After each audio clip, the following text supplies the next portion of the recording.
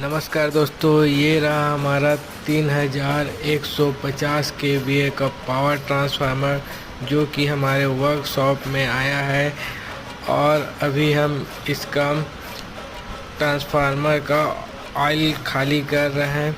बाकी फिर इसका आगे रिपेयरिंग रिवाइंडिंग का काम किया जाएगा। इसका पूरा वीडियो हम आगे बना के आपको बताएंगे। चैनल में बने रहिए और चैनल को सब्सक्राइब कीजिए, लाइक कीजिए। धन्यवाद।